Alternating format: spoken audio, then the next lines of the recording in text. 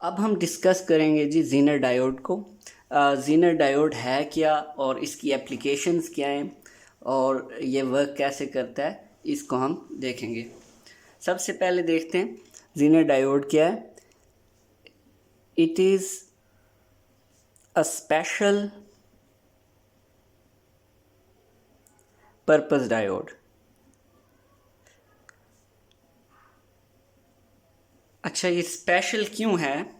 Normal अगर हम PN junction diode की बात करें तो वो फॉरवर्ड बाइस कंडीशन में भी काम करते हैं, जबकि zener diode forward bias as well as reverse bias condition में भी काम करता है। अब इसका रिवर्स बाइस कंडीशन में काम करना इसको स्पेशल बनाता है। अब इसकी मेजर एप्लीकेशंस क्या हैं? मेजर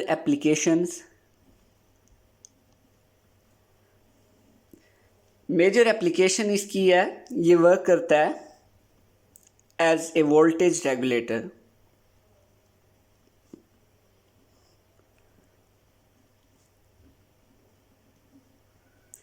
वोल्टेज रेगुलेटर क्या करता है? बेसिकली एक वोल्टेज लेवल को, कांस्टेंट वोल्टेज लेवल को मेंटेन करता है, और ये काम ज़ीनर डायोड की मदद से हम इन इलेक्ट्रॉनिक्स हम ज़ीनर डायोड को यूज़ करके हम इन कांस्टेंट वोल्टेज लेते हैं। और ये यूज़ कहाँ होता है? In power supplies, constant DC voltage जो है वो हमें कहाँ पे यूज़ करते हैं? पावर सप्लाईज में, वोल्ट मीटर्स में और इस तरह के दूसरे इंस्ट्रूमेंट्स में हमें कांस्टेंट डीसी वोल्टेज चाहिए होता है, तो हम वो ज़ीनर डायोड की मदद से लेते हैं। और इसकी अगर सैम्पल की बात की जाए, सैम्पल अगर हम देखें, नॉर्मल डायोड कुछ इस तरह का होता था। अब इसी डायोड पे एन साइड पे जो बार है उसको लेटर Z से रिप्लेस अगर हम कर दें तो ये हमारे पास ज़ीनर डायोड की सिंबल है। ये पॉजिटिव साइड है और ये हमारे पास नेगेटिव साइड है। अगर हम वोल्टेज रेगुलेशन की बात करें, फॉर एग्जांपल एक स्मॉल एग्जांपल के तौर पे हम अगर देखें, ये हमारे पास कोई ज़ीनर डायोड लगा हुआ है और मैंने बताया है कि ज़ीनर डायोड जो है वो रिवर्स बाइस में काम करता है। वोल्टेज रेगुलेशन का काम रिवर्स बाइस कंडीशन में करता है, तो हम इसको रिवर्स बाइस कंडीशन में सर्किट में यूज़ करेंगे। और हमारे पास कोई लोड रेजिस्टेंस है, वेरिएबल लोड रेजिस्टेंस है, यहाँ पे हमें आउटपुट वोल्टेज चाहिए।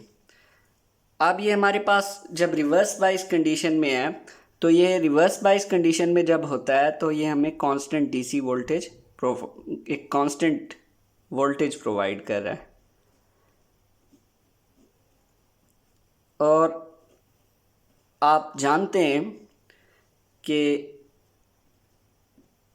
जो यहाँ पे वोल्टेज अपीयर हो रही होगी वही वोल्टेज यहाँ पे अपीयर हो रही होगी, क्योंकि पैरेलल में वोल्टेजेस जो होते हैं वो हमारे पास सेम होते हैं। यहाँ पे अगर VG वोल्टेज है तो यहाँ पे लोड रेजिस्टेंस के अक्रॉस भी हमारे पास VG रेजिस्टेंस होगी, क्योंकि पैरेलल में हमारे पास जो आउटपुट वोल्टेजेस आते हैं वो सेम आते हैं। अब हम बात करेंगे इसके ब्रेक डाउन रीजन की बात करेंगे कि इसके रीजन्स जो हैं, operational reason, breakdown reason जिसमें ये वर्क करता है वो कितनी टाइप के हैं। इसमें हमारे पास ब्रेक डाउन रीजन जो हैं वो 2 टाइप्स के आ जाते हैं। एक हमारे पास है एवलांच रीजन और दूसरा हमारे पास है ज़ीनर रीजन।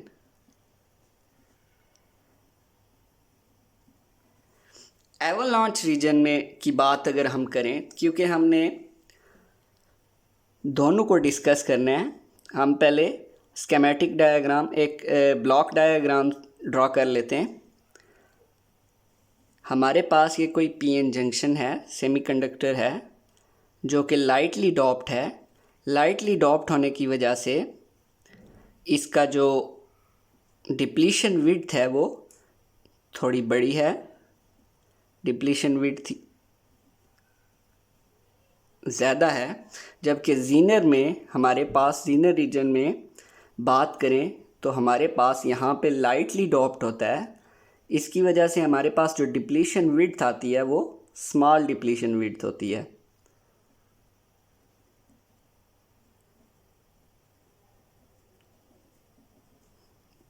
अब हमने इसको रिवर्स बायस कंडीशन में कनेक्ट किया है किसी भी सोर्स के साथ, हाई वोल्टेज सोर्स है। रिवर्स बायस कंडीशन में क्या होगा कि जो करंट फ्लो करेगा वो माइनॉरिटी कैरियर्स की वजह से फ्लो करेगा। अब माइनॉरिटी कैरियर्स के यहाँ पे अगर देखें तो माइनॉरिटी कैरियर्स यहाँ पे इलेक्ट्रॉन्स हैं। अब यहाँ पे हमारे पास अगर वोल्टेज सोर्स हाई है, हाई वोल्टेज सोर्स,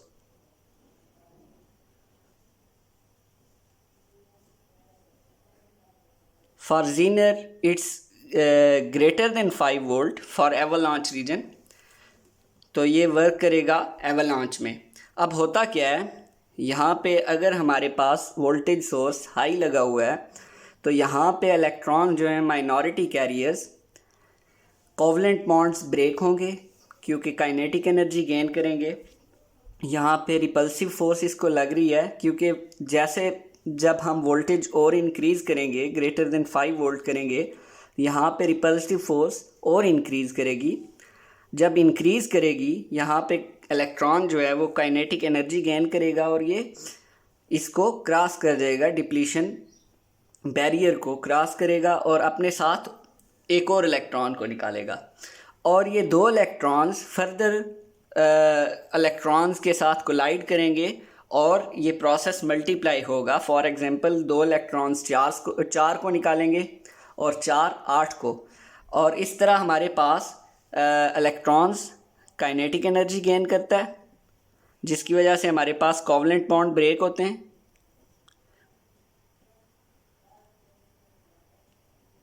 जब कोवलेंट बॉन्ड ब्रेक होते हैं तो ये हमारे पास नॉक्स आउट दी इलेक्ट्रॉन्स। जब इलेक्ट्रॉन नॉकआउट होंगे तो कोवलेंट बॉन्ड ब्रेक होंगे तो हमारे पास इलेक्ट्रॉन्स जो हैं वो रिमूव होंगे जिसकी वजह से एक शार्प करंट जो है वो इंक्रीज़ करेगा। इसको अगर मैं देखूं तो ये रिवर्स बायस कंडीशन में है तो हमारे पास कुछ इस तरह की कर्व आएगी कि हमारे पास करंट जो है वो शार्पली इंक्रीज़ करेगा। अब यहाँ पे अगर ज़ीनर की बात करें, ये तो एवलांच हो गया, फिर मैं इसको रिपीट कर देता हूँ।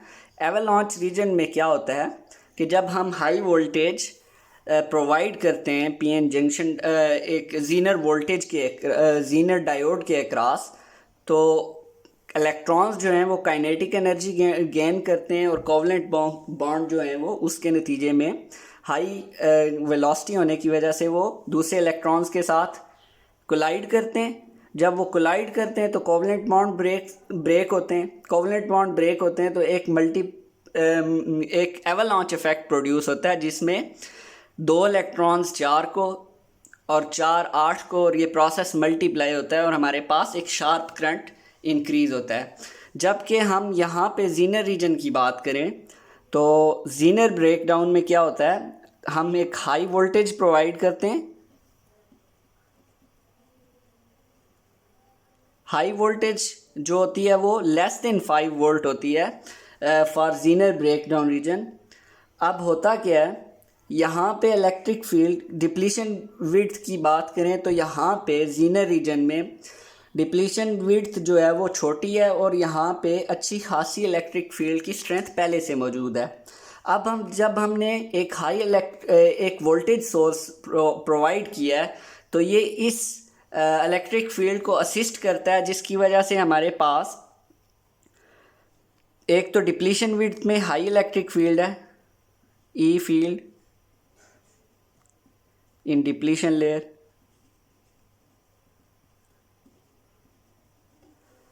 अब इसको असिस्ट करती है हमारे पास एक्सटर्नल वोल्टेज सोर्स, जिसकी वजह से हमारे पास डायरेक्ट रप्चर होता है, डायरेक्ट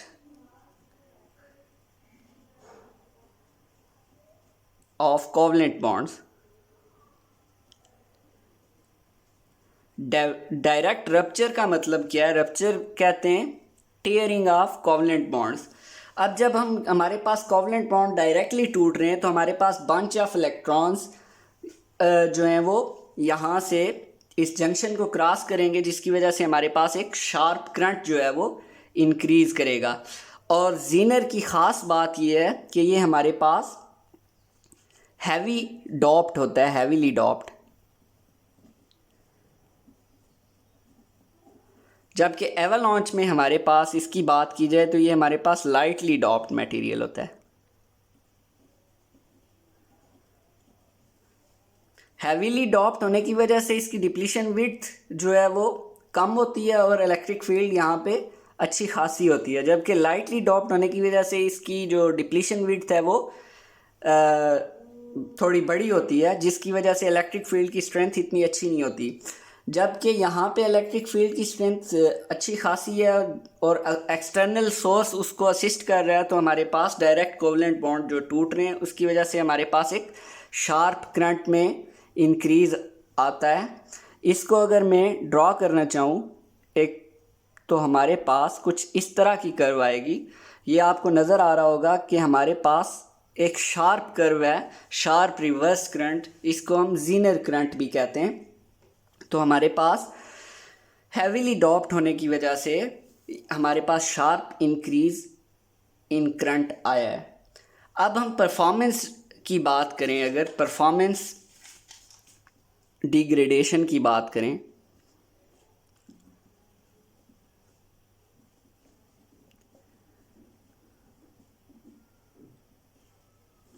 अगर हम नॉर्मल पीएन जंक्शन डायोड की बात करें तो रिवर्स बाइस में इसकी performance normal diodes, normal PN junction diodes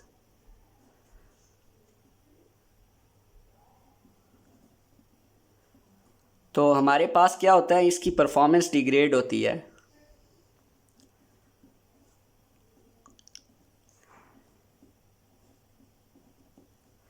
जो हमारे पास जो है टेम्परेचर इंक्रीज़ करता है, रिवर्स करंट इंक्रीज़ करता है, तो हमारे जो नॉर्मल पीएन जंक्शन है उसकी पावर डिसिपेशन कैपेबिलिटी इतनी अच्छी नहीं होती, जिसकी वजह से उसकी परफॉर्मेंस जो है वो डिग्रेड होती है। जबकि अगर हम जीनर की बात करें, जीनर डायोड की बात करें, ये क्योंकि स्पेशल पर्पस डायोड है और ये होता ही ऑपरेट जो है रिवर्स बाइस कंडीशन में है। रिवर्स बाइस कंडीशन में इसकी जो पावर डिसिपेशन कैपेबिलिटी है वो हाई होती है और इसकी परफॉर्मेंस डिग्रेड नहीं होती।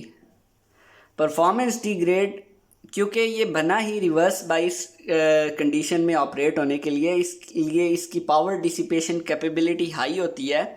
और कमर्शियल अगर हम कमर्शियल अवेलेबिलिटी की बात करें तो हमारे पास ये कमर्शियली अवेलेबल होते हैं from less than 1 volt to greater than 250 volt with tolerance of 1% to 20%।